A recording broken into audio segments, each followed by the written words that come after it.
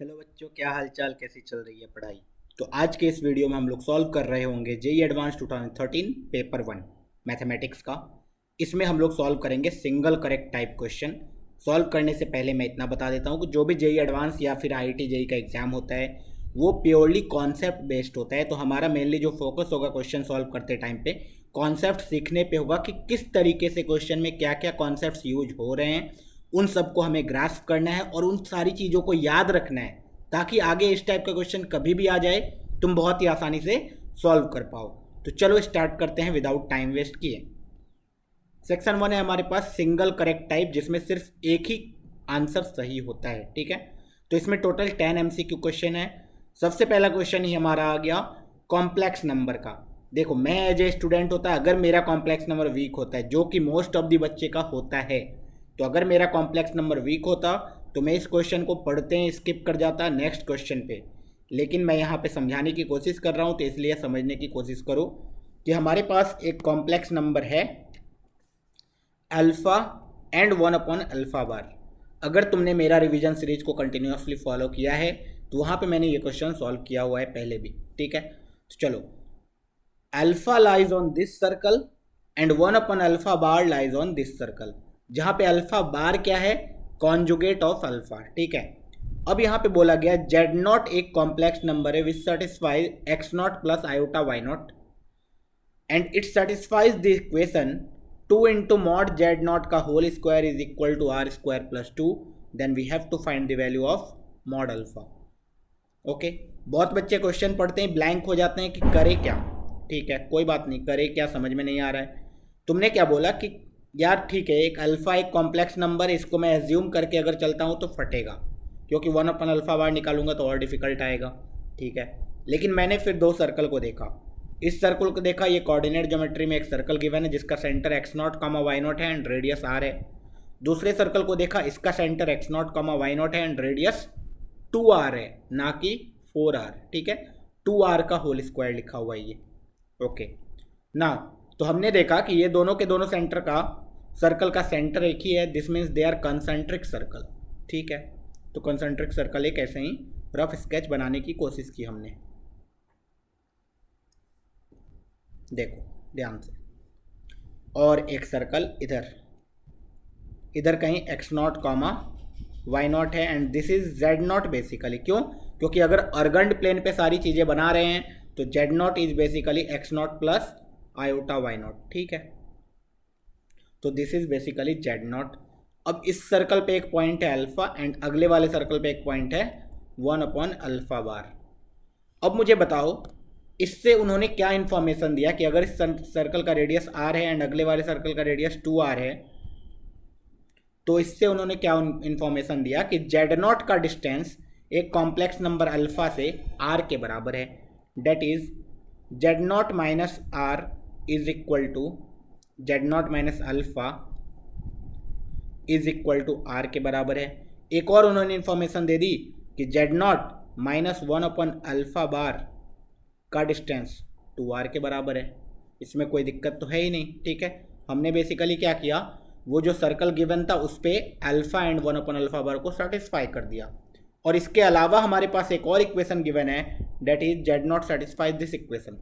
अब देखो, mod Z not का होल स्क्वायर का बात चल रहा है, मॉड जेड नॉट के होल स्क्वायर का बात चल रहा है। कॉम्प्लेक्स नंबर में मॉड जेड का होल स्क्वायर कब यूज होता है, Z not into z not bar में।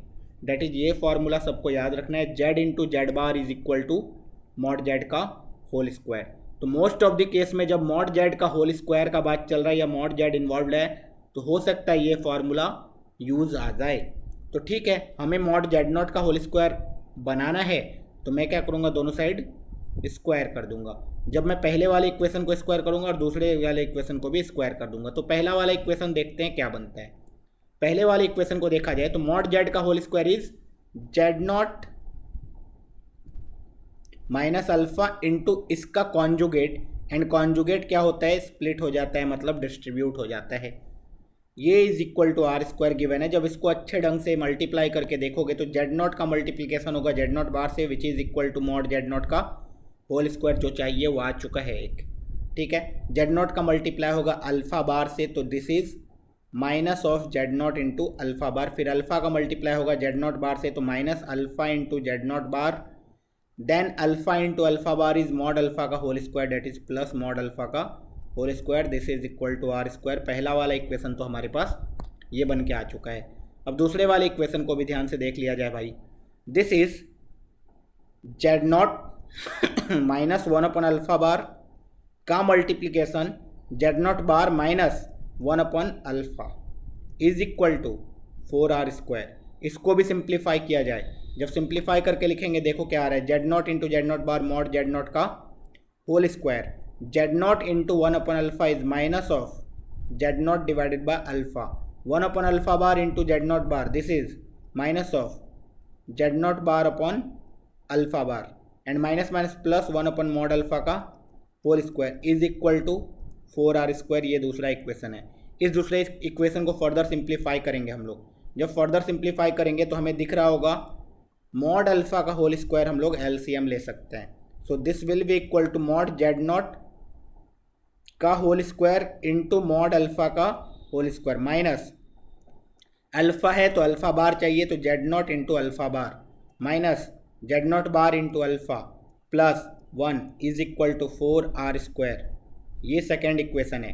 अभी देखो मुझे क्या फालतू का चीज़ है, मेरे पास एक और इन्फॉर्मेशन गिवन है, third equation that is 2 into mod Z not का whole square is equal to are square plus 2। 2 into mod Z not का whole square is equal to are square plus 2। इस इन्फॉर्मेशन को मैं तब use करूँगा जब मैं यहाँ से ये वाला चीज़ हटा चुका हूँगा। तो इस चीज़ को मैं यहाँ से लिख रहा हूँ, ठीक है। 1 वाले इक्वेशन से मैं क्या करूँगा, सेटिस्फाई करूँगा, सेकंड वाले इक्वेशन में डाल दूंगा। तो यहाँ से मेरे पास ये सर्कल्ड वाला चीज़ आ रहा है r square minus mod alpha का whole square minus mod Z not का होल स्क्वायर। चलो इसको पुट कर देते हैं यहाँ पे। तो you will see mod Z not का होल स्क्वायर मॉड अल्फा का whole square plus r square minus mod alpha का whole square minus mod Z not का whole square plus 1 is equal to 4r square into mod alpha का whole square. Okay, अब यहाँ से simplify करेंगे further. You will सी कि mod Z not का whole square common आ गया, तो मॉड जेड नॉट का होल स्क्वायर कॉमन ले लेंगे। ब्रैकेट के अंदर आएगा मॉड अल्फा का होल स्क्वायर माइनस 1, ठीक है। तो ये ख़त्म हुआ, ये वाला ख़त्म हुआ। इन दोनों में भी अगर देखा जाए तो माइनस कॉमन लेंगे तो ब्रैकेट के अंदर आएगा मॉड अल्फा का होल स्क्वायर माइनस 1, तो ये भी ख़त्म हो गया, ये भी ख़त्म हो गया। इज इक्वल टू इस आर स्क्वायर को मैं इधर लेके आ रहा हूँ, तो आर स्क्वायर कॉमन लेंगे तो ब्रैकेट के अंदर आएगा 4 इंटू मॉड अल्फा का होल स्क्वायर माइनस 1, ठीक है। तो यहाँ तक इक्वेशन रिड्यूस हो गया। So you can see mod alpha का होल स्क्वायर माइनस 1 कॉमन आ रहा है, ब्रैकेट के अंदर जा रहा है मॉड जेड नॉट का whole square minus 1, this is equal to are square into 4 into mod alpha का होल स्क्वायर माइनस 1। अब मुझे यहाँ से अगर आर स्क्वायर कट जाता तो अल्फा की वैल्यू आ जाती, लेकिन यहाँ पे ये वाला चीज़ फालतू है। तो इस वाले चीज़ को देखो, अगर मैं रिड्यूस करना चाहूँगा तो we can see mod Z not का whole square is equal to are square by 2 plus 1, ठीक है। तो इसको यहाँ रख दिया, या फिर मॉड जेड नॉट का होल स्क्वायर माइनस 1 को लिख दिया आर स्क्वायर बाई 2, ठीक है। तो यहाँ से इसको इस चीज़ को लिख सकते हैं आर स्क्वायर बाई 2। अब तुम्हें दिख रहा होगा आर स्क्वायर कैंसल आउट हो जाएगा, दिस इज 2, ये 2 यहाँ पे आएगा। तो मॉड अल्फा का whole square minus 1 is equal to 2 into 4 8 into mod alpha का होल स्क्वायर माइनस 2। तो यहाँ इस 2 को मैं इधर ले जाऊँगा, इस अल्फा स्क्वायर को इधर ले आऊँगा, तो 7 into mod alpha square is equal to 1, mod alpha square is equal to 1/7। तो मॉड अल्फा की वैल्यू कितनी आ गई, 1/√7। माइनस क्यों नहीं लेंगे, क्योंकि मॉड कभी नेगेटिव नहीं होगा, तो 1/√7 ये आंसर। तो बहुत ही प्यारा सा क्वेश्चन, थोड़ा डिफिकल्ट था, लेकिन हमने अगर अलजेब्रिकली सॉल्व किया तो क्वेश्चन सॉल्व हो जाएगा कॉम्प्लेक्स नंबर का, ठीक है। अगर तुम्हें ये नहीं आता था तुम स्किप करके निकल लेते। अच्छा, एक और तरीका हो सकता है, यू कैन सी कि कुछ अगर मतलब एसओटी वगैरह लगा दे, तो कि मेरे पास एक सर्कल है, दूसरा सर्कल है, और अगर तुम alpha and 1 upon alpha bar को देखोगे तो this is alpha upon mod alpha का होल स्क्वायर, तो ये दोनों एक ही स्ट्रेट लाइन पे होंगे। दिस मीन्स अगर यहाँ पे अल्फा है तो यहाँ पे 1 अपन अल्फा बार है, और यहाँ पे सेंटर है, मुझे सब कुछ पता है, this is 2r, this is r, this is r, और यहाँ पे दिस इज़ जेड नॉट, ठीक है। तो यहाँ से मैं कुछ कोसाइन रूल वगैरह इसको थीटा मान लूँगा, तो ये वाला एंगल जितना होगा ये वाला एंगल उतना ही होगा, वहाँ से दिख रहा है मुझे। तो मैं कॉस थीटा निकाल लूँगा इस ट्रायंगल में, सिमिलरली इस ट्रायंगल में भी निकाल लूँगा, क्योंकि यहाँ से ये वाला एंगल सेम होगा, तो ये थीटा है, ठीक है। तो सिमिलरली ये वाला एंगल मेरे पास थीटा के फॉर्म में आ जाएगा, सपोज दिस इज अल्फ़ा। तो इस ट्रायंगल, छोटे वाले ट्रायंगल से मैं कॉस अल्फ़ा निकाल लूँगा, इस वाले ट्रायंगल से मैं कॉस अल्फ़ा निकाल लूँगा। दोनों ट्रायंगल से कॉस अल्फ़ा निकाल के या कॉस थीटा निकाल के मैं इक्वेट कर दूँगा, ठीक है। मैं कॉस थीटा निकाल के इक्वेट कर दूँगा, वहाँ से सेम टू सेम रिलेशन आ जाएगा, और उसके बाद मैं इस थर्ड रिलेशन को यूज करके वहाँ से किसी भी तरीके से आर स्क्वायर को एलिमिनेट कर दूँगा, ठीक है। तो ये मेथड चलो सही है। नेक्स्ट क्वेश्चन है हमारे पास। This question is from the probability. 4 person independently solve a certain problem correctly with probability is this. पहला पर्सन का सही सॉल्व करने का प्रोबेबिलिटी ये है, दूसरे का ये, तीसरे का ये, चौथे का ये। Then the probability that the problem is solved correctly by at least one of them, ठीक है। कम से कम एक ने सही सॉल्व किया ही है, ठीक है। तो इसको सोचने का दो तरीका होता है। क्या क्या तरीका होता है कि अगर सब लोग इंडिपेंडेंटली कर रहे हैं, तो जैसे ही ये इंडिपेंडेंट वाला वर्ड है, दिस मीन्स प्रोबेबिलिटी मल्टीप्लाई हो सकता है। That is P of A intersection B intersection C को I can write P A into P B into P C, क्योंकि सारे के सारे इंडिपेंडेंट है, एक दूसरे पर डिपेंड ही नहीं कर रहे हैं, ठीक है।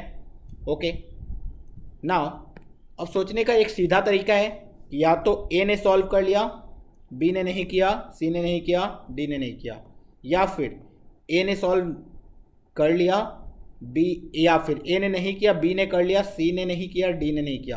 पहले एक एक ने सॉल्व किया, फिर दो दो ने सॉल्व किया, फिर तीन तीन ने सॉल्व किया, फिर चारों ने सॉल्व किया। वो वाला कंडीशन सबको निकाल के ऐड कर देंगे, चल जाएगा। लेकिन तुम्हें दिख रहा होगा जब ऐसा केस बनाने जाऊंगा तो बहुत ही ज़्यादा लेंदी हो जाएगा। अगर मैं बाइजेक्शन रूल से चलूँ, दैट मीन्स कि मेरे पास टोटल प्रोबेबिलिटी पता है, टोटल प्रोबेबिलिटी पता है। कितना होता है टोटल प्रोबेबिलिटी किसी भी इवेंट का? 1। उसमें से मैं वो सारे प्रोबेबिलिटी माइनस कर दूं जब किसी ने सॉल्व ही नहीं किया। No one solved the question. जब किसी ने सॉल्व नहीं किया, वो वाला केस सिर्फ माइनस कर दूंगा, तो अपने आप कम से कम एक ने सॉल्व कर ही लिया होगा। दिस मीन्स यहाँ से चलते तो बहुत ही आसानी से आ जाता। 1 माइनस नो वन सॉल्व्ड। 1/2 का बार इज 1/2, 3/4 का बार इज 1/4, 1/4 का बार इज 3/4 एंड 1/8 का बार इज 7/8। बार बार बार का मतलब क्या है? उसका complement. Okay, so this is 1 minus, यहाँ देखो 3 × 7 21 डिवाइडेड बाय, यहाँ देखो 8 × 8 64, ठीक है। चाहे दिस इज 8 × 8 64 × 4, ठीक है। तो ये कितना आ रहा है देखना, 256। तो आंसर कितना आना चाहिए? 256 माइनस 21 डिवाइडेड बाय 256। कैलकुलेट करो, 6 - 1 5, 5 - 2 3, 2 इधर आया, डिवाइडेड बाय 256, 235/256। कौन सा ऑप्शन? ऑप्शन नंबर ये। तो ये इजी कैटेगरी का क्वेश्चन था, ऊपर वाला ऑब्वियसली डिफ़िकल्ट क्वेश्चन था, ठीक है। तो चलो नेक्स्ट क्वेश्चन पे मूव करते हैं। फिर से बहुत ही तगड़ा क्वेश्चन, बहुत ही हाई लेवल का क्वेश्चन। देखो आजकल ये क्वेश्चन ट्रेंड है, बेसिकली जेईई एडवांस में बेसिकली ये ट्रेंड चल गया है कि एस्टिमेशन देते हैं वो लोग कि इंटीग्रेशन वगैरह करना है और तुम्हें उसका मैक्सिमम मिनिमम वैल्यू वगैरह निकालना है। लेकिन वो सब करने से पहले यहाँ पे हम लोग सोचेंगे, इसको मैं मल्टीपल तरीके से बताऊँगा। इस इक्वेशन को देखो, बोला गया एक फंक्शन डिफाइंड है 1/2 से 1 में, कोडोमेन है ऑल रियल नंबर, एक पॉजिटिव फंक्शन है एंड नॉन कांस्टेंट फंक्शन है and as well as differentiable function भी है, ठीक है। सच डेट ये कंडीशन सेटिस्फाई हो रहा है एंड एफ ऑफ 1/2 1 गिवन है, then the value of this is, ठीक है। तो इसको दो तरीके से कर सकते हैं। सबसे पहला तरीका बेसिक, जो किसी को नहीं, मतलब तुम अगर इसको देखोगे तो ये डिफरेंशियल इक्वेशन टाइप दिख रहा है, बस तुम्हें क्या दिख रहा है? इनइक्वालिटी, ठीक है। जब तुम्हें इनइक्वालिटी दिख रहा है, अगर ये इज इक्वल टू होता, सोचो f' का मतलब क्या होता है? df/dx is equal to 2 × fx होता, तो तुम इसको कैसे सॉल्व करते? तुम बोलते sir this is d f upon d x minus 2f is equal to 0 है, और ये मेरा sir linear differential equation type कुछ बन गया है, तो मैं क्या करूँगा, इंटीग्रेटिंग फैक्टर से मल्टीप्लाई कर दूंगा। अब इसका इंटीग्रेटिंग फैक्टर होगा क्या, तो e to the power minus 2 d x which is equal to e to the power minus 2x। तो सर मैं इसको सॉल्व करने के लिए इंटीग्रेटिंग फैक्टर से मल्टीप्लाई कर दूंगा, अपना काम चल जाएगा। That is f dash x into e to the power minus 2x minus 2 into e to the power minus 2x into f x is less than 0। और इसको देखो ये किस चीज़ का डिफ्रेंसिएशन लिखा हुआ है, तो तुम बोलोगे सर ये लिखा हुआ है d by d x of e to the power minus 2x into f x. देखो लेस देन 0, इसका डिफ्रेंसिएशन करने जाओगे तो पहले इसका डिफ्रेंसिएशन ये हो गया, फिर इसका डिफ्रेंसिएशन ये हो गया, ठीक है। तो यहाँ से अब तुम बोलोगे सर दोनों साइड इंटीग्रेट कर दोगे, जब इंटीग्रेट करोगे तो यहाँ पे आएगा e to the power minus 2x into f x is less than 0। और यहाँ से यू कैन सी कि यहाँ से एफ एक्स अब क्या करेंगे हम लोग, एक बार और फर्दर इंटीग्रेट कर सकते हैं, तो यहाँ से फर्दर इंटीग्रेट करेंगे और हमारा काम चल जाएगा, ठीक है। तो ये तो एक तरीका था जहाँ पे इंटीग्रेटिंग फैक्टर विजुअलाइज करेंगे, एफ एक्स का 1/2 से 1 में हम लोग इंटीग्रेशन कर देंगे और हमारा काम चल जाएगा, ठीक है। लेकिन एक और तरीका है, दूसरा तरीका क्या है कि जब मैंने यहाँ पे इंटीग्रेटिंग फैक्टर मल्टीप्लाई किया तो मैंने फोर्सफुल्ली इसको क्या बना दिया, लीनियर डिफरेंशियल इक्वेशन। लेकिन कोई बच्चा यहीं पे क्वेश्चन करता कि सर ये वेरिएबल सेपरेबल भी तो दिख रहा है मुझे, मतलब सर ये d f upon f is equal to 2 into d x भी तो दिख रहा है कि नहीं सर, डायरेक्टली इंटीग्रेट क्यों ना कर दें? हाँ ये भी चलेगा, ये तो बहुत ही अच्छा है, मुझे इंटीग्रेटिंग फैक्टर वगैरह भी नहीं निकालना पड़ा। हाँ तो ये दूसरा मेथड था, मैंने बोला था 2 मेथड सॉल्व होगा, तो ये दूसरा मेथड था, ठीक है। तो यू कैन से कि मैं f से मल्टीप्लाई डिवाइड कर दूंगा सर, क्योंकि f is a positive constant function है, तो we can see sir f dash x upon f x is less than 2 हो गया सर। तो अब मैं दोनों साइड इंटीग्रेट करूंगा सर, तो यहाँ से आ जाएगा ln f x is less than 2x, ठीक है। ln f x is less than 2x, okay. Plus C वगैरह भी लिखना पड़ेगा, तो प्लस सी वगैरह अगर लिखेंगे तो यहाँ पे प्लस सी हो जाएगा एक तरीका, तो ये ठीक है, एक सेकेंड, प्लस सी। तो यहाँ से you can see f x will be less than equal to e to the power 2x into e to the power 3 that is के।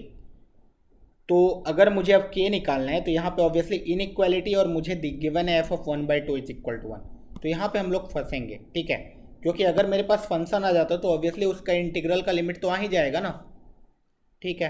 अगर कोई बच्चा डायरेक्टली ऐसे करना चाहता है कि अब इंटीग्रेट करूँगा तो उसमें के का लोचा फंसेगा, तो इस चीज़ से बचने के लिए कि मुझे इंटीग्रेशन कांस्टेंट ना आए, मैं सी को ना हटाना चाहूँ, तो मैं क्या करूँगा, डायरेक्टली इंटीग्रेट करूँगा इसका लिमिट डाल के, डेट इज़ 1/2 से एफ एक्स तक जाएंगे और यहाँ पे 1/2 से 1 तक जाएंगे, क्योंकि मुझे चाहिए था 1/2 से 1 तक का इंटीग्रेशन, ओके। तो यहाँ से मैं बोलूँगा ln एफ एक्स 1/2 से एफ एक्स तक is less than equal to 2 into x 1/2 से 1 तक, ठीक है। तो यहाँ से you will see this is ln f x minus ln 1/2 ln f of 1/2, तो एफ ऑफ 1/2 तो 1 है मेरा, तो ln 1 0 हो जाएगा, तो इधर तो कुछ बचेगा ही नहीं, less than 2 into x, x से 1 माइनस 1/2 डेट इज़ 1/2 और 2 कैंसिल आउट हो गया, तो ये तो 1 बच गया भाई। तो एफ एक्स अपना लेस देन आ गया ई टू द पावर एक्स से, ठीक है। अब इंटीग्रेट फिर से कर देंगे 1/2 से 1 तक, 1/2 से 1 तक, देख लो क्या आ रहा है, ये यही चाहिए था मुझे, 1/2 से 1 तक f x less than e to the power x, तो e to the power x e to the power 1 minus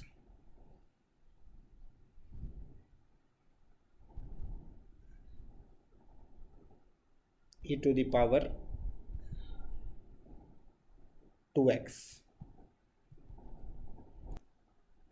यहाँ पे एक मिस्टेक हो रहा है, क्या मिस्टेक है कि मैंने जब लिमिट लगाया तो यहाँ पे तो मैंने 1/2 से एफ एक्स लगाया, लेकिन यहाँ पे मैंने गड़बड़ कर दिया, लिमिट 1/2 से 1 लगा दिया। जब 1 लगाएंगे तो यहाँ f ऑफ 1 लगाना पड़ेगा, ठीक है, तो ये गड़बड़ हो गया। तो यहाँ पे x को x ही रहने दिया, तो यहाँ से लिमिट चेंज हो गया, डेट इज x, तो ये बन गया 2x minus 2 into 1/2 date is -1, ठीक है। तो ये आ गया 2x माइनस 1 लेस देन, और इधर ln fx ही है। तो अब हमारे पास फंक्शन है fx less than e⁻² 2x minus 1। अब मैं इस इंटीग्रेशन का इंटरवल निकाल सकता हूँ, डेट इज इंटीग्रेट करो 1/2 से 1, 1/2 से 1। ऑब्वियसली जब इसका इंटीग्रेशन करोगे तो तुम्हें क्या आएगा देख लो, e⁻²x माइनस 1 1/2 से 1/2, ठीक है। जब 1 रखोगे तो e माइनस, जब 1/2 रखोगे 2 minus 2 e⁻0 that is 1 divide by 2। तो अपना जो इंटीग्रेशन है वो लेस देन कितना आया, e minus 1/2, and obviously positive है, फंक्शन इज पॉजिटिव, तो 0 से तो बड़ा ही होगा। तो आंसर कौन सा हो गया, डी वाला हो गया। तो ये क्वेश्चन बहुत ही अच्छा क्वेश्चन आया था, तो इसमें बहुत सारे कॉन्सेप्ट सीखने को मिलते हैं, ठीक है। यहाँ पे बच्चे को डायरेक्टली ये भी क्लिक कर सकता है कि फंक्शन e⁻ के फॉर्म में ही होगा, क्यों, क्योंकि सारे ऑप्शंस में ई के रेंज में गिवन है, ठीक है। चलो क्वेश्चन नंबर 44 बोला गया the number of points in this for which ये वाला चीज इज इक्वल टू 0। तो बेसिकली इसके रूट्स हैं कितने वो पता करने हैं हमें, ठीक है। तो यहाँ पे डायरेक्टली ये दिख रहा है हमें कि ये कोई अलजेब्रिक फंक्शन है, ट्रिग्नोमेट्रिक फंक्शन, सब कुछ मिक्स है ओवरऑल, है ना। तो मैं क्या करूँगा कि इस टाइप के जब भी अलग अलग टाइप के फंक्शंस मिक्स हो जाए, जब तुमने IIT JEE 2012 का पेपर देखा होगा तो वहाँ पे अलजेब्रिक एंड ln x वाला फंक्शन आया, तो मैंने क्या किया था, उन सबको एक नया फंक्शन एज्यूम किया था और उसके बारे में देखा था क्या सिचुएशन है इसका। तो मैं क्या करता हूँ, एक इन सबको एक नया फंक्शन मानता हूँ। Suppose this is a function x square minus x into sine x minus cos x, ठीक है। अब मैं इसको डिफ्रेंशिएट करूँगा ताकि मैं इसका नेचर वगैरह देख पाऊँ। तो 2x minus x sign x का डिफरेंस, एक्स को डिफ्रेंशिएट किया तो 1 हो गया, साइन एक्स रह गया, माइनस एक्स को रहने दिया, साइन एक्स का डिफ्रेंशिएशन कॉस एक्स होता है, ठीक है, माइनस कॉस एक्स का डिफ्रेंशिएशन कितना होगा, sine x with negative sign, तो माइनस माइनस प्लस हो जाएगा। तो साइन एक्स से साइन एक्स कट जाएगा, एक्स कॉमन आ जाएगा, ब्रैकेट के अंदर आ जाएगा 2 माइनस कॉस एक्स। अब मैं इसका नेचर अगर देखने की कोशिश करूं तो मुझे दिख रहा होगा कि f dash x is equal to 0 when x is equal to 0। उसके बाद मुझे ये भी दिख रहा है कि 0 के आगे दिस इज ऑलवेज पॉजिटिव, है ना, 2 minus cos x is always positive, 0 के आगे दिस इज पॉजिटिव एंड 0 के नीचे this is negative. Okay, this means हमारा फंक्शन जो है, जो भी ये एफ एक्स है, this function is increasing in this region and decreasing in this region. अब बस 0 पे चेक कर लेते हैं एग्जैक्टली। जब एफ ऑफ 0 निकालोगे you will C 0 minus cos 0 1, तो -1 आ गया। दिस मीन्स 0 पे वैल्यू -1 जा रही है, इसके आगे हमेशा इंक्रीजिंग, इसके पीछे हमेशा डिक्रीजिंग। ऑब्वियसली हमें कॉनकेव अपवर्ड है या कॉनकेव डाउनवर्ड है उससे कोई फ़र्क नहीं पड़ता है, क्योंकि हमें ऑब्वियसली ये पता है कि इधर इंक्रीजिंग होगा इधर डिक्रीजिंग होगा, और हमें बस रूट्स पे कमेंट करना है। तो मैं देख पा रहा हूँ कि एग्जैक्टली 2 रूट्स आएंगे -∞ से इन्फिनिटी में। तो ये प्यारा सा क्वेश्चन था और इजी क्वेश्चन था। इस टाइप के कॉन्सेप्ट्स को याद रख लो, IIT JEE एडवांस में आते रहते हैं इस टाइप के क्वेश्चन, कितनी बार तो मल्टीपल करेक्ट में छुपा के दे देते हैं ये, ठीक है। नेक्स्ट क्वेश्चन देखो, the area enclosed by the figure y is equal to sine x plus cos x and cos x minus sine x का मॉड ओवर द इंटरवल 0 से π/2। बहुत ही प्यारा सा इंटरवल है 0 से π/2। 0 से π/2 में बेचारा साइन भी पॉजिटिव कॉस भी पॉजिटिव। अच्छा, ये पॉजिटिव नंबर का सम, ठीक है, 2 नंबर्स हैं उनका 2 पॉजिटिव नंबर उनका सम, 2 पॉजिटिव नंबर उनका डिफरेंस का मॉडुलस। तो ऑब्वियसली ये भी एक पॉजिटिव नंबर ओवरऑल आएगा और ये भी एक पॉजिटिव नंबर आएगा, लेकिन मुझे पता है ये वाला positive number will be greater than ये वाला पॉजिटिव नंबर, है ना। तो इसका ग्राफ जो भी बनेगा वो हमेशा ऊपर रहेगा, इसका ग्राफ जो भी बनेगा वो हमेशा डाउन में रहेगा। ऑब्वियसली मुझे सिर्फ 0 से π/2 में देखना है, मुझे ये भी नहीं पता है कि वो बीच में कट करेगा या नहीं करेगा। अगर मैं एग्जैक्ट ग्राफ बनाने पे आ जाऊँ तब तो बना सकते हैं, कैसे ये भी मैं थोड़ा सा बता दे रहा हूँ क्योंकि कॉन्सेप्ट सीख रहे हैं। तो 1/√2 से मल्टीप्लाई एंड डिवाइड करेंगे तो इससे ये पहला वाला फंक्शन क्या बन जाएगा, √2 इंटू साइन एक्स प्लस π/4। अब साइन एक्स प्लस π/4 को ट्रांसफॉर्मेशन ऑफ ग्राफ से बना सकते हैं। सिमिलरली इसमें भी हम लोग √2 मल्टीप्लाई करेंगे and cos x plus pi by 4 बनेगा मॉड के साथ, तो मॉडुलस का ग्राफ बना सकते हैं। ठीक है, तो ग्राफ बना के एग्जैक्टली चेक करें तब तो आ ही जाएगा, लेकिन हमें एग्जैक्ट देखने की ज़रूरत ही क्या है। मैंने हमेशा देख लिया कि ये भाई ऊपर रहेगा ये नीचे रहेगा, हमें एरिया ही तो कैलकुलेट करना है। सपोज कुछ भी रहे, यही सिचुएशन है, 0 से पाई बाई 2 में एरिया निकालना है, तो क्या सिखाया जाता है, एक वर्टिकल एलिमेंट लेंगे dx, अब क्या बोलेंगे x इज इक्वल टू 0 से पाई बाई 2 जाना है, अपवार्ड वाला function that is sine plus cos, minus downward वाला function that is cos minus sine का मॉड। ये आंसर हो जाना चाहिए। ठीक है, तो बस ये एरिया कैलकुलेट कर लेंगे हम लोग। ये एरिया कैलकुलेट करना ज़्यादा डिफिकल्ट नहीं है हमारे लिए, क्यों? क्योंकि हमें दिख रहा है ये मॉडुलस ओपन करना पड़ेगा। मॉडुलस ओपन करने के लिए हमें पता है कि 0 से पाई बाई 4 में ये साइन ये कॉस, तो 0 से पाई बाई 4 में कॉस बड़ा साइन से, पाई बाई 4 से पाई बाई 2 में साइन बड़ा कॉस से। तो मैं क्या करूँगा, इसको ब्रेक कर दूंगा 0 से पाई बाई 4 में, ये बन जाएगा sine plus cos minus cos बड़ा साइन से, तो ये पॉजिटिव से खुलेगा तो माइनस कॉस प्लस साइन हो जाएगा dx, प्लस पाई बाई 4 से पाई बाई 2 पे जाऊँगा तो ये तो बेचारा साइन प्लस कॉस है, लेकिन ये मॉड माइनस के साथ खुलेगा तो माइनस माइनस प्लस बना देगा कॉस माइनस साइन dx। अब मुझे दिख रहा होगा कि यहाँ पे कॉस का कटेगा, यहाँ पे साइन का कटेगा, तो 0 से पाई बाई 4 में मैं किसको इंटीग्रेट कर रहा होऊंगा, 2 साइन x dx को, और पाई बाई 4 से पाई बाई 2 में मैं किसको इंटीग्रेट कर रहा होऊंगा, तो 2 इंटू कॉस एक्स dx को। ऑब्वियसली दोनों का इंटीग्रेशन हमें पता है बहुत अच्छे ढंग से। साइन एक्स का इंटीग्रेशन कितना होता है गलत मत बताना, cos x with negative sign होता है, तो -2 को बाहर ही रख दिया। ठीक है, 0 से पाई बाई 4 लिमिट लगा दिया। कॉस एक्स का डिफरेंस साइन एक्स होता है, तो 2 इंटू साइन एक्स लिमिट लगा देंगे पाई बाई 4 से पाई बाई 2। अच्छा, लिमिट का वैल्यू कैलकुलेट कर लो, आंसर आ जाएगा। तो दिस इज -2, ब्रैकेट के अंदर कितना जाएगा, cos pi by 4 1/√2 minus cos 0 1 plus 2 times sine pi by 2 1 minus sine pi by 4 1/√2। Calculate कर लो इसको, कितना आ रहा है देख लो। This is 1 minus √2 and √2 into √2 तो -√2। ठीक है, plus √2 into √2 and this is √2 minus 1। इसको फर्दर सिंप्लीफाई किया, दिस इज -√2, पहला वाला ब्रैकेट ओपन करेंगे, माइनस माइनस प्लस 2 माइनस √2, तो this is 4 minus 2√2, that is 2 into 2 minus √2, 2 into 2 minus √2। Okay, तो 2 इंटू 2 माइनस √2, तो ऑब्वियसली एक और √2 बाहर निकाल लेंगे, तो 2√2 into √2 minus 1। Okay, option number b. ठीक है, तो ये मतलब ठीक है, इजी क्वेश्चन भी नहीं बोल सकते हैं, टफ क्वेश्चन भी नहीं बोल सकते, मॉडरेट लेवल का प्रॉब्लम था, बस हमें थोड़ा सा विजुअलाइजेशन करना था। ओके, आगे बढ़ते हैं। नेक्स्ट क्वेश्चन, ये तो अपना डिफरेंशियल इक्वेशन का बहुत ही प्यारा सा क्वेश्चन है और देख के बच्चे समझ जाते हैं करना क्या है। देख लो भाई, एक curve passes through 1, pi by 6, ये इन्फॉर्मेशन इसलिए दिया ताकि डिफरेंशियल इक्वेशन का जो कांस्टेंट आएगा वो निकाल पाओ। Let the slope of the curve at each point be this.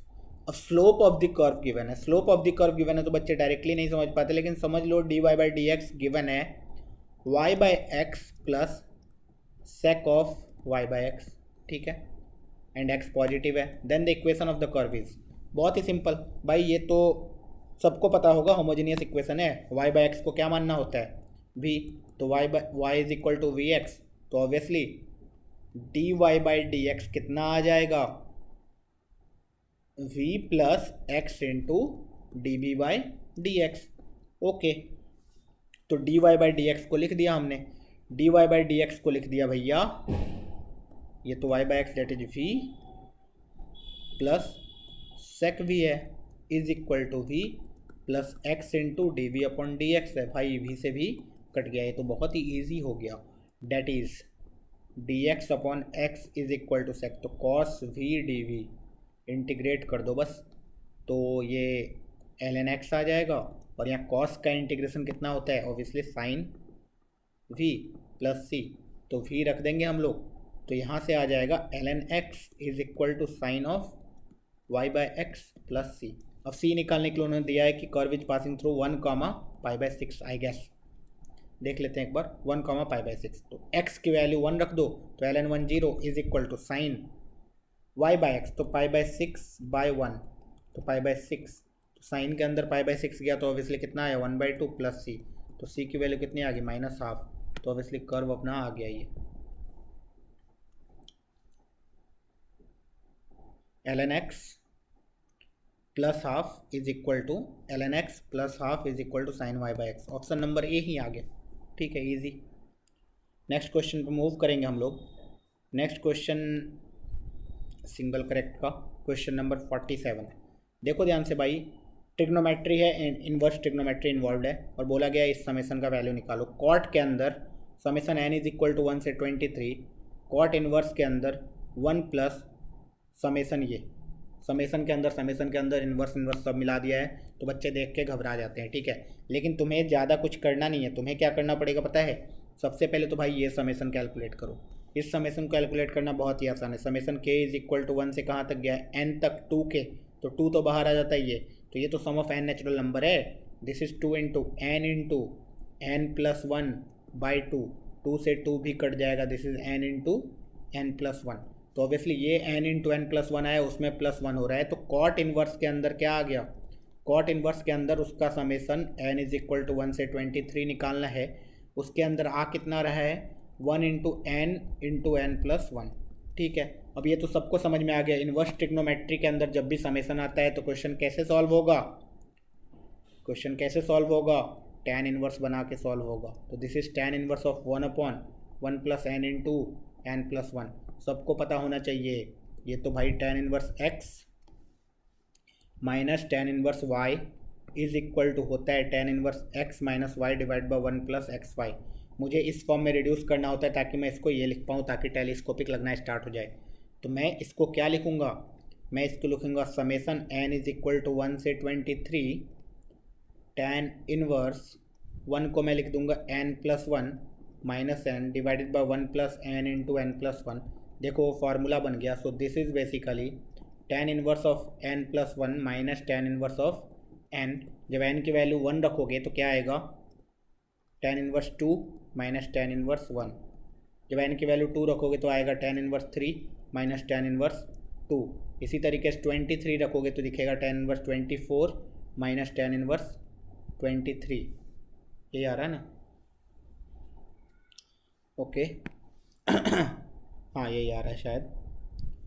तो तुम्हें दिख रहा होगा ये सब कैंसल आउट होगा। This is basically tan inverse 24 minus tan inverse 1। अब इसमें फिर से तुम क्या करोगे? फार्मूला लगाओगे, ऑब्वियसली एक करोगे इसको। This is tan inverse a minus b divide by 1 plus a b, that is 25। तो tan इनवर्स 23/25 आया इस समेसन का वैल्यू, ठीक है। अब वो कॉट के अंदर जा रहा है तो ऑब्वियसली मुझे कॉट के अंदर tan इनवर्स 23/25 आया, लेकिन मुझे ये अच्छा नहीं लगता है। क्यों?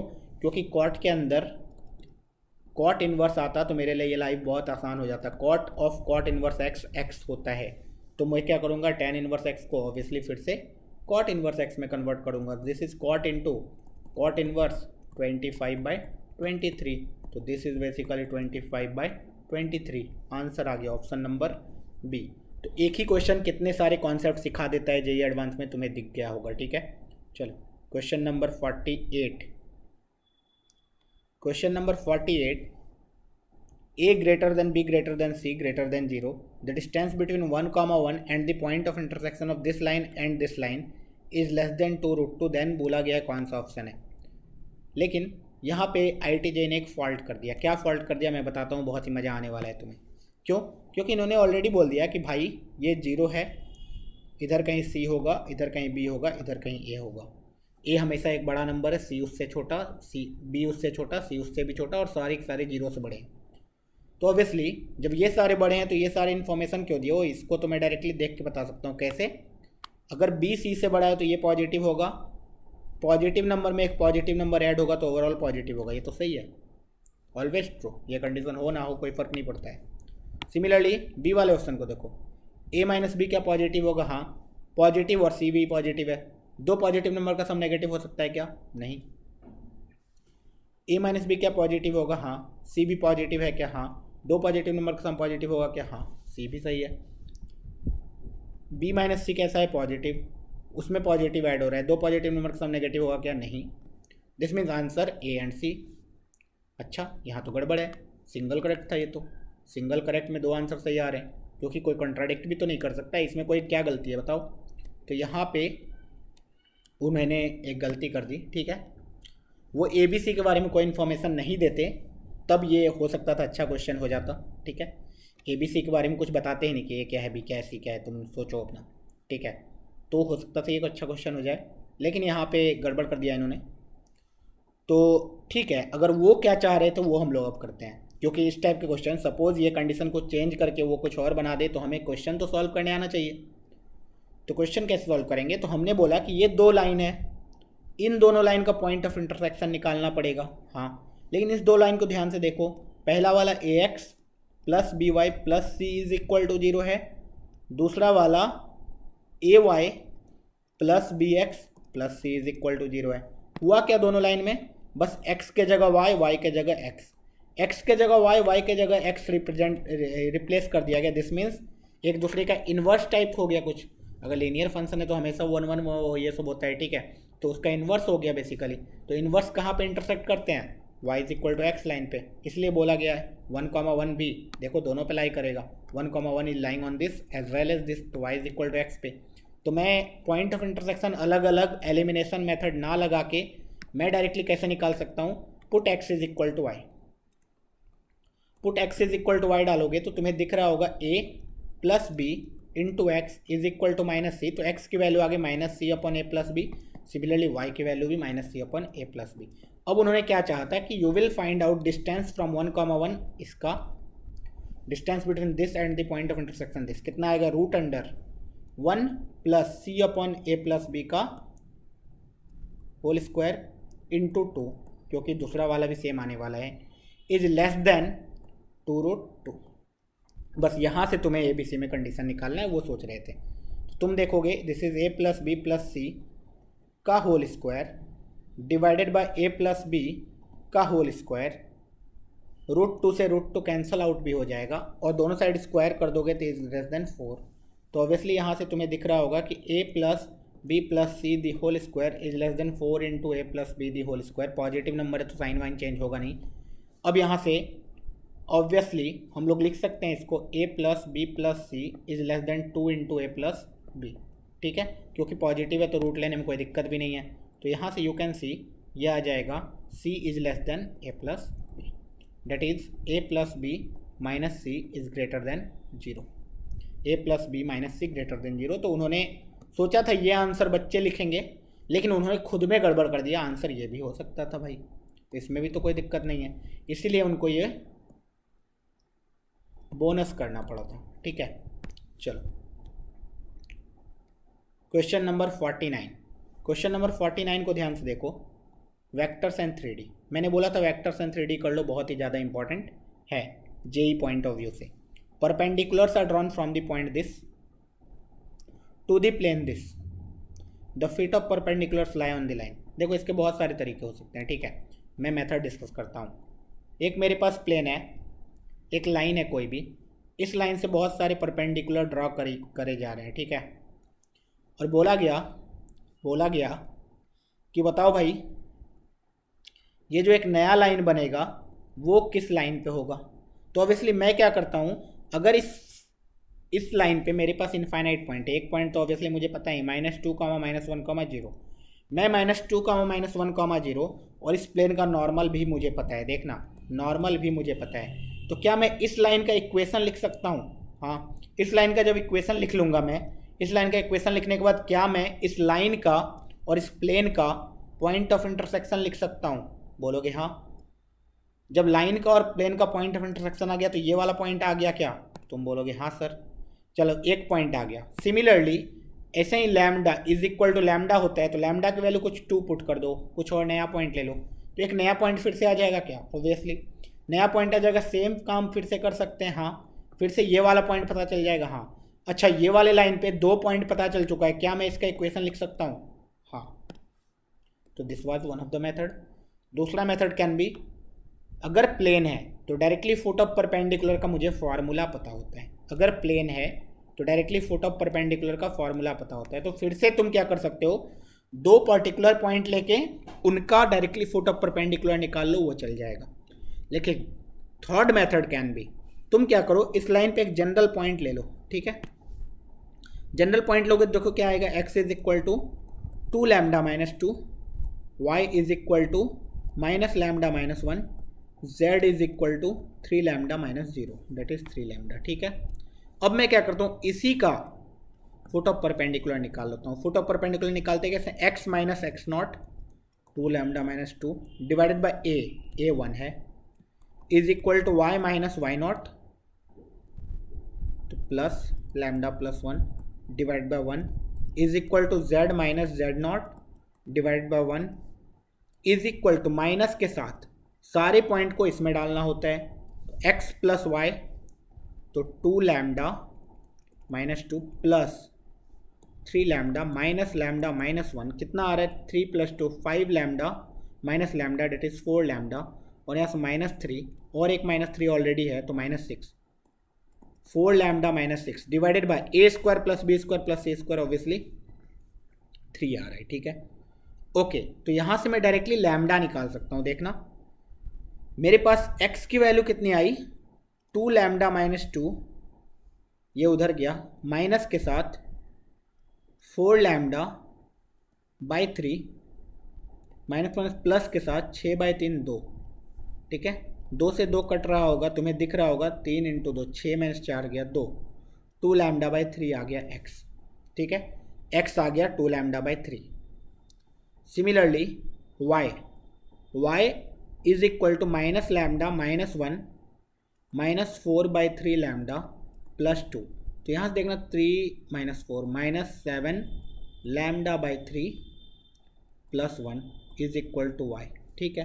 तो यहाँ से I can say x divided by 2 into 3 is equal to 3 into y divided by, या फिर y minus 1 into 3 divide by minus 7 is equal to कुछ तो आएगा, ठीक है। तो कुछ तो आएगा, डायरेक्टली देख लेते हैं, यही तो नीचे 2 माइनस 7 2 माइनस 7 2 माइनस 7 2 माइनस 7 एक ही ऑप्शन में, ऑप्शन नंबर डी, तो इसलिए जेड वाला चीज़ भी आ जाएगा तुम्हारा, इसको इक्वेट करोगे जब इससे तो ऑप्शन नंबर डी सही हो गया अपना। नेक्स्ट क्वेश्चन नंबर 50, फिर से vectors and 3D। Vectors and 3D बहुत ज़्यादा इंपॉर्टेंट, ये मैंने बार बार बता दिया है, ठीक है। तो मेरे पास एक पैरेललोग्राम है PR and SQ, determine the diagonals of the parallelogram PQRS, ठीक है भाई। एक पैरेललोग्राम है PQRS, बोला गया PR एक वेक्टर है, मुझे पता है, SQ एक वेक्टर है, वो भी मुझे पता है। नाउ PT एक और भी वेक्टर है, PT इज ए वेक्टर। अब बोला then the volume of the parallelepiped determined by PT PQ PS। बहुत बच्चे इस पैरेललोपिपेड का वॉल्यूम ही भूल जाते हैं, ठीक है। तो जब बॉक्स प्रोडक्ट पढ़ाया जाता है वहाँ बताया जाता है कि अगर मेरे पास को टर्मिनस एजेस पता है पैरेललोपिपेड के, ठीक है, को टर्मिनस एजेस पता है ABC है, तो I can write the volume as box ABC, और ऑब्वियसली उसका मॉड ले लेंगे क्योंकि पॉजिटिव नेगेटिव कुछ भी आ सकता है, तो volume can never be negative. तो आंसर आना चाहिए PT PQ PS का box, and this is basically PT dot PQ cross PS, है ना, इसका बॉक्स नहीं, इसका मॉड, क्योंकि यही तो बॉक्स प्रोडक्ट है, ठीक है। This should be the answer, लेकिन मुझे PQ क्रॉस PS नहीं पता है क्योंकि PQ वेक्टर नहीं पता है, PS वेक्टर नहीं पता है, लेकिन I know PR vector and SQ vector. जब PQ क्रॉस PS निकालोगे तो एग्जैक्टली आएगा क्या, PQ क्रॉस PS, एक पैरेललोग्राम है मेरे पास एंड PQ क्रॉस PS निकाल रहे हो, what is this value, PQ cross PS निकालोगे तो क्या वैल्यू होगा, obviously area of this parallelogram, उसका मॉडुलस लेंगे तो एरिया ऑफ दिस पैरेललोग्राम। तो we know area of this parallelogram that is PQ into PS is area of the parallelogram, लेकिन area of the parallelogram diagonal से भी तो निकाला जा सकता है, half into D1 cross D2, याद करो, PR vector cross SQ vector, ये भी तो निकाला जा सकता है।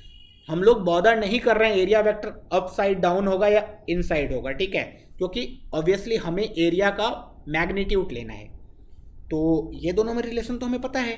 हाँ, तो वी कैन से कि हम लोग लिख सकते हैं PQ क्रॉस PS को half, that is volume half हो जाएगा, और इधर हो जाएगा PT पी आर और एस क्यू का बॉक्स प्रोडक्ट का मॉडुलस, बस काम खत्म। अब सब वेक्टर में पता है this is 1/2 box product. P T लिखोगे 1 2 3 1 2 3 3 1 -2 3 1 -2 1 -3 -4 1 -3 -4, ये निकाल लो भाई, बाद में मॉडुलस ले लेंगे। 1/2 को रहने दो, 1/2 को रहने दो बाहर। यहाँ देखो 1 लिखोगे तो क्या आएगा 4 -4 -6, -2 रखोगे तो क्या आएगा 3 × 4 -12 +2। सिमिलरली +3 रखोगे तो क्या आएगा -9 -1। इसको कैलकुलेट कर लेते हैं। This is 1/2, this is -10, this is -10 × -2 that is +20, -10 × 3 is -30। अरे ये जीरो कैसे आ रहा है, दिस इज जीरो कैसे आ रहा है, कुछ तो गड़बड़ है।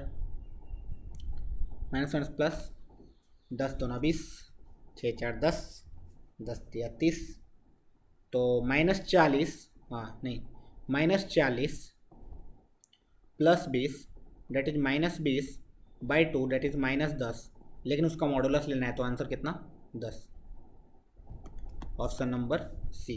तो यहाँ पे अपना ख़त्म होता है सिंगल करेक्ट टाइप क्वेश्चन। तो हमने बहुत सारे क्वेश्चन देखे, तो मैं अगर एज ए स्टूडेंट होता तो मैं क्वेश्चन नंबर 50 कर लिया होता, मैं क्वेश्चन नंबर 49 भी करके आता एंड क्वेश्चन नंबर 48 भी करके आता। इवन अगर मुझे ये क्लिक नहीं भी करता तो ए आंसर तो मैं टिक करके आता, ठीक है। एंड 47 भी इजी था। तो ये सारे क्वेश्चंस 46 तक इजी था। ये एरिया वाला भी थोड़ा बहुत दिमाग लगाएं, IIT JEE एडवांस देने जा रहे हो भाई तो ये सारे क्वेश्चंस करोगे तभी रैंक आगे बढ़ेगा। 44 तो बोनस था, ठीक है। हाँ 43 ऑब्वियसली टफ था, तो ये नहीं भी कर पाते तो कोई बात नहीं है। 42 करना चाहिए था, 42 बोनस था, ठीक है, एंड 41 नहीं। तो ऑब्वियसली इस 10 में से 8 क्वेश्चन करने लायक थे, लेकिन अगर तुमने 8 में से 6 भी क्वेश्चन कर लिए, अगर मतलब इस टोटल 10 में से 6 भी क्वेश्चन कर लिए होते तो JEE एडवांस में सिलेक्शन हो जाएगा, ठीक है। तो इस तरीके से हमारा अप्रोच ये रखना है कि हम लोग किसी भी तरीके से जो भी क्वेश्चन सॉल्व कर रहे हैं वो सही के सही कर रहे हैं, कुछ भी नेगेटिव मार्किंग नहीं कर रहे हैं, जिसमें कन्फर्म है वही क्वेश्चन कर रहे हैं। थोड़ा सा टाइम लगाएंगे लेकिन सही करेंगे क्वेश्चन को। JEE एडवांस में एक्यूरेसी मैटर करता है, एक एक मार्क्स बहुत ही ज़्यादा मैटर करता है। ऐसा नहीं है कि तुम्हें बहुत ज़्यादा स्कोर करना है, बहुत ज़्यादा स्कोर करोगे तो ऑब्वियसली बहुत अच्छा रैंक आएगा, लेकिन तुम कम स्कोर में भी बहुत अच्छा रैंक ला सकते हो JEE एडवांस में।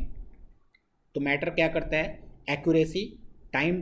दो क्वेश्चन पे, क्वेश्चन को समझो उसके बाद क्वेश्चन को सॉल्व करो, बहुत ही अच्छा जाएगा JEE एडवांस। चलो तब तक के लिए ऑल द बेस्ट।